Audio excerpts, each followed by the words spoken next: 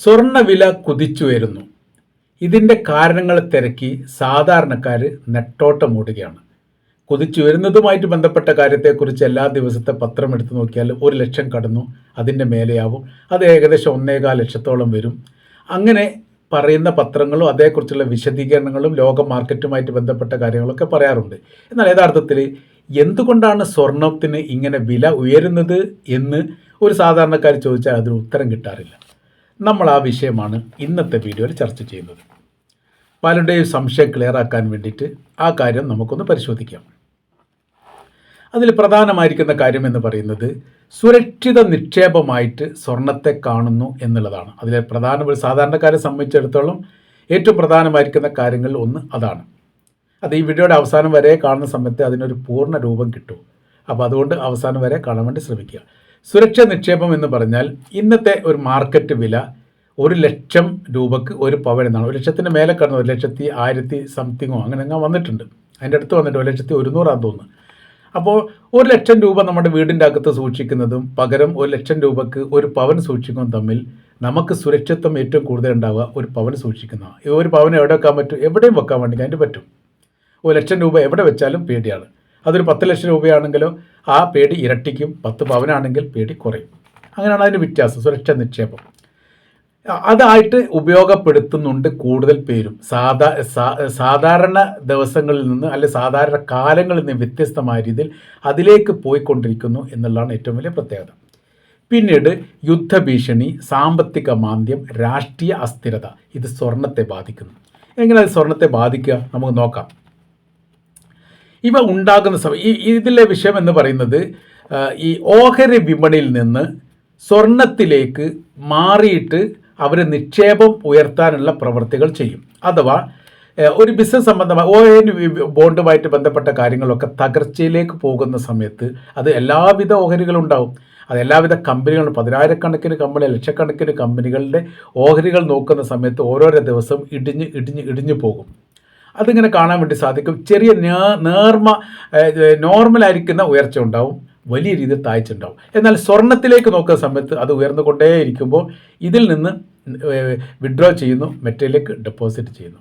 അങ്ങനെ ആ സമയത്ത് സ്വർണത്തിൻ്റെ മൂല്യം വീണ്ടും ഉയരുന്നു. സ്വർണ്ണവില അന്താരാഷ്ട്ര തലത്തിൽ ഡോളർ ആയിട്ടാണ് കണക്കാക്കുന്നത്. അപ്പോൾ ഡോളറിന് എന്തെങ്കിലും പറ്റിയാലോ സ്വർണത്തിൻ്റെ വിലയിൽ മാറ്റങ്ങൾ വരും. അപ്പോൾ ഡോളർ ദുർബലമാകുകയാണെങ്കിൽ സ്വർണത്തിൻ്റെ വിലയെ ബാധിക്കും, സ്വർണത്തിൻ്റെ വില ഉയരും.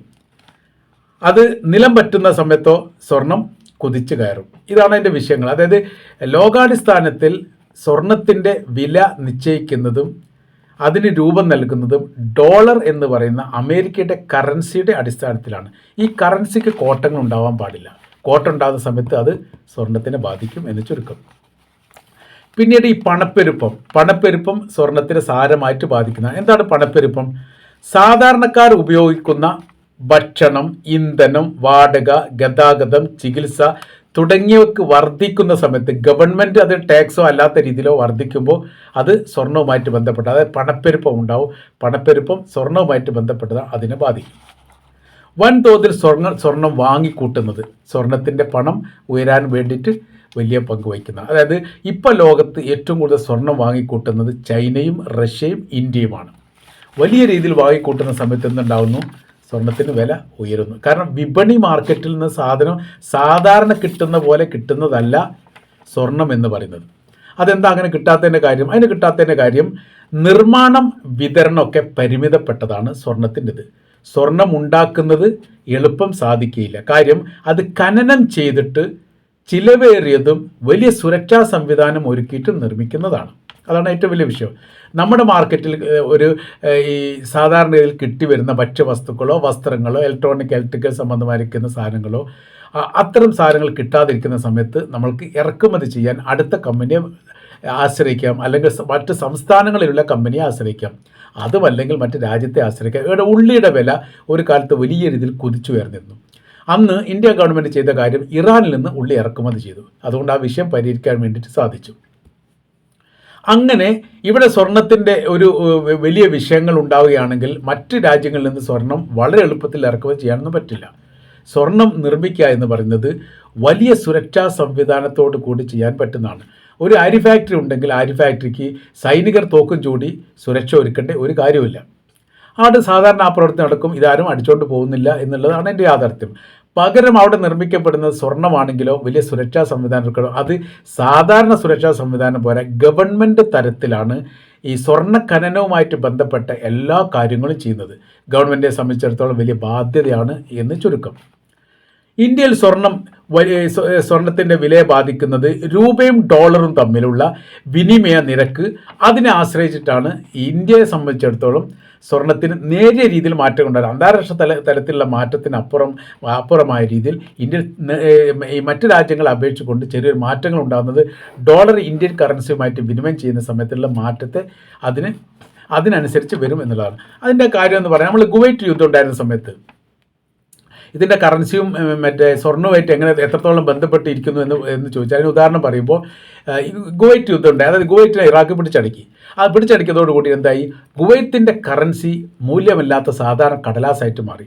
അത് പിന്നെ ഉപയോഗിക്കില്ല. കാരണം അവർക്ക് ഗവൺമെൻറ് ഇല്ല, രാജ്യമില്ല. എന്താ കുവൈത്ത് കറൻസിൻ്റെ പ്രത്യേകത? ലോകത്ത് ഏറ്റവും കൂടുതൽ മൂല്യമുള്ള കറൻസി എന്ന് പറഞ്ഞാൽ കുവൈറ്റ് കറൻസിയാണ്. ഒരു കുവൈറ്റിൻ്റെ കറൻസിക്ക് ഏകദേശം 200-ൻ്റെ മേലെ 300-ൻ്റെ ഇടയിൽ ഇപ്പോൾ തന്നെ ഇപ്പോൾ കാശ് കിട്ടുന്നുണ്ട്. അത്രയും നമ്മുടെ ഡോളറിൻ്റെ ഏകദേശം വരുന്നത് 84, 85 ആ റേഞ്ചിലാണ്. അപ്പോൾ ഈ സൗദിയുടെ കറൻസിയിലൊക്കെ വെക്കുന്ന സമയത്ത് 24 രൂപ, 25 രൂപ. അത് നമ്മുടെ കുവൈറ്റിലേക്ക് വെക്കുമ്പോൾ 200 രൂപയുടെ മേലെ കയറി. അപ്പോൾ ഏറ്റവും കൂടുതൽ മൂല്യമുള്ള കറൻസിയാണ് കുവൈറ്റിൻ്റെ കറൻസി എന്ന് പറയുന്നത്. യുദ്ധം നടന്ന സമയത്ത് നിന്നുണ്ടായി ആ കറൻസി കടലാസായിട്ട് മാറി, ആരും ഉപയോഗിക്കുന്നില്ല. പിന്നെ കുവൈറ്റിൽ ഉപയോഗിക്കപ്പെട്ടത് സൗദിയുടെ റിയാലാണ്, അല്ലെങ്കിൽ ഈ അമേരിക്കയുടെ ഡോളറാണ്. പിന്നെ തൊട്ടടുത്ത ഈജിപ്തിൻ്റെ അല്ലെങ്കിൽ ആ തൊട്ടടുത്ത രാജ്യങ്ങളുടെ ദിനാറ് കാര്യങ്ങളൊക്കെ ഉപയോഗിച്ചിട്ടുണ്ട്. അത് ഖത്തറിലുള്ള ദിനാറാണ്. ഖത്തർ ദിനാറ് കുവൈത്തിൽ ഉപയോഗിച്ചിട്ടുണ്ട്. കുവൈത്ത് ദിനാറ് അത് ലാപ്സായി, അത് ഉപയോഗിക്കാൻ പറ്റാത്ത രീതിയിൽ ആയിപ്പോയി. എന്നാൽ അവിടെ എന്താ വിഷയം വരുന്നത്? അവിടെ സ്വർണം അതിന് മാറ്റങ്ങളൊന്നുമില്ല. സ്വർണത്തിൻ്റെ മൂല്യം അവിടെ നിലനിൽക്കുന്നുണ്ട്. അവിടെ കറൻസിന് മാത്രമാണ് അത് ബാധിച്ചത്.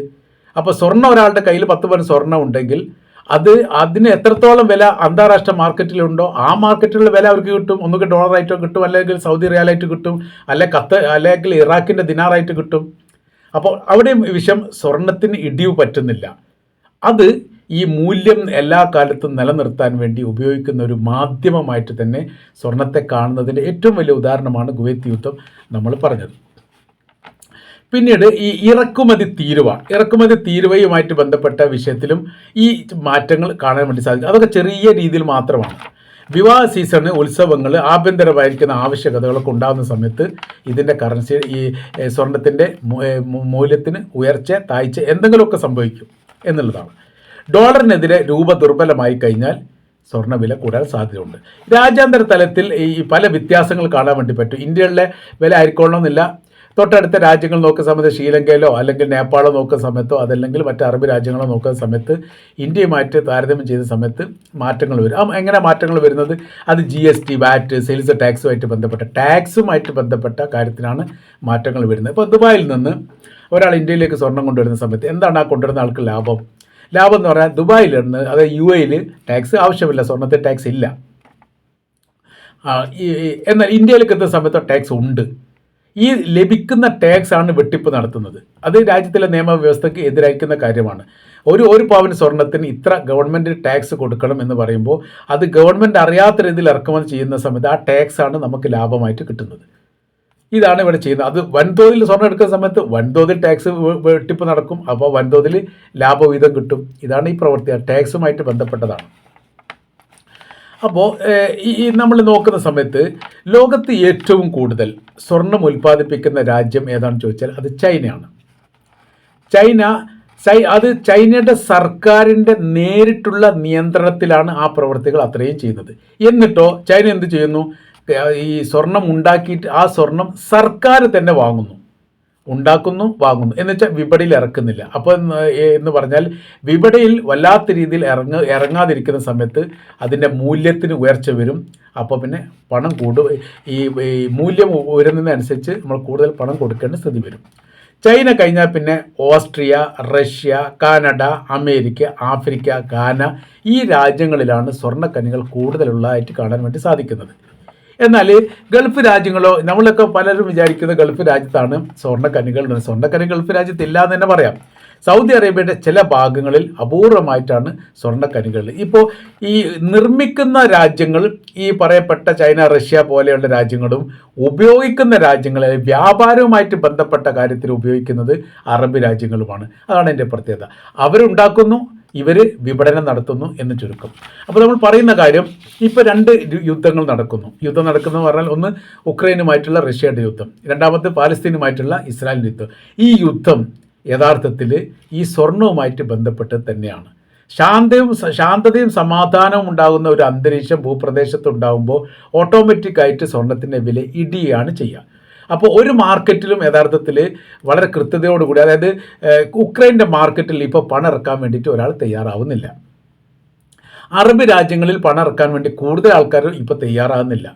അമേരിക്കയിലോ അല്ലെങ്കിൽ യൂറോപ്യൻ രാജ്യങ്ങളോ പണം ഇറക്കാൻ വേണ്ടി തയ്യാറാകുന്നില്ല. കാര്യം എന്ന് പറഞ്ഞാൽ, ഈ യുദ്ധത്തിനൊരു ശാന്തത ഉണ്ടായിട്ടില്ലെങ്കിൽ തങ്ങൾ ഡെപ്പോസിറ്റ് ചെയ്യപ്പെടുന്ന അല്ലെങ്കിൽ ഇറക്കപ്പെടുന്ന പണത്തിന് അത് സാരമായിട്ട് ബാധിക്കുമോ എന്നൊരു സംശയമുണ്ട്. അപ്പോൾ നമ്മൾ പണം ഇറക്കുന്നത് എന്തിനു വേണ്ടി? ഒരു വ്യവസായം തുടങ്ങാൻ വേണ്ടി. എന്തിനാണ് വ്യവസായം തുടങ്ങുന്നത്? നമുക്ക് ലാഭം കിട്ടാൻ വേണ്ടി. അപ്പോൾ അവിടെ ഒരു സമരമാവും, ഒരു വിഷയമാവും. നമ്മൾ മുടക്കം മുതൽ നമുക്ക് കിട്ടാത്ത സ്ഥിതി വിശേഷം വരും. അതല്ലെങ്കിൽ അവിടെ ഈ അടക്കപ്പെടേണ്ട രീതികൾ വരും. അങ്ങനത്തെ ഒരു വിഷയം ഉണ്ട് എന്ന് നമുക്ക് സംശയം തോന്നിയാൽ വലിയ ദശകോടിക്കണക്കിന് പണമിറക്കേണ്ട ഒരു വ്യവസായി ഒരിക്കലും ആ പ്രവൃത്തി ചെയ്യില്ല. അതുകൊണ്ടാണ് പല ഘട്ടങ്ങളിൽ ഇന്ത്യയിലുള്ള, കേരളത്തിലുള്ള പല വ്യവസായികളും മറ്റ് രാജ്യങ്ങളിലും മറ്റ് സംസ്ഥാനത്തും പണം ഡെപ്പോസിറ്റ് ചെയ്തതിൻ്റെ കാര്യം എന്താ? ഇവിടെ ഇറക്കിക്കഴിഞ്ഞാൽ ഇവിടെ സമരങ്ങളോ വിഷയങ്ങളോ പ്രശ്നങ്ങളോ ഉണ്ടായിക്കഴിഞ്ഞാൽ ഒരു പക്ഷേ മാർക്കറ്റ് പൂട്ടേണ്ടി വന്നാൽ കോടിക്കണക്കിന് രൂപയുടെ നഷ്ടം വരും. ആ നഷ്ടം നികത്താൻ വേണ്ടിയിട്ട് ഈ വ്യവസായിക്ക് സാധിക്കാതെ വരും. അപ്പം നഷ്ടമുണ്ടാവരുത്, ലാഭം ഉണ്ടാവണം. ലാഭം ഉണ്ടാവണം എന്ത് ചെയ്യണം? സമരം ഉണ്ടാവാൻ പാടില്ല. സമരം ഉണ്ടാവാൻ പാടില്ലെങ്കിൽ അവരെന്ത് ചെയ്യണം? കേരളത്തിൽ വ്യവസായം തുടങ്ങാനും പാടില്ല. തൊട്ടടുത്ത സംസ്ഥാനത്തെയോ അല്ലെങ്കിൽ ഈ UAE പോലെ ഗൾഫ് രാജ്യങ്ങൾ പോലെ അല്ലെ വിഷയങ്ങളില്ലാത്ത യൂറോപ്യൻ രാജ്യങ്ങൾ പോലെയുള്ള രാജ്യത്തെ ആശ്രയിച്ചുകൊണ്ട് അവിടെ വ്യവസായങ്ങൾ ഉണ്ടാക്കാൻ വേണ്ടി ശ്രമിക്കും. വലിയ രീതിയിൽ ലാഭം ഉണ്ടാകും. ഇതാണ് സ്ഥിതി. അതായത് അന്താരാഷ്ട്ര തലത്തിലുണ്ടാകുന്ന യുദ്ധം കെടുതിയും പോലെയുള്ള വികാസങ്ങൾ യഥാർത്ഥത്തിൽ നമ്മുടെ സ്വർണവുമായിട്ട് കെട്ടുപിണഞ്ഞ് കിടക്കുന്നു എന്ന് ചുരുക്കം.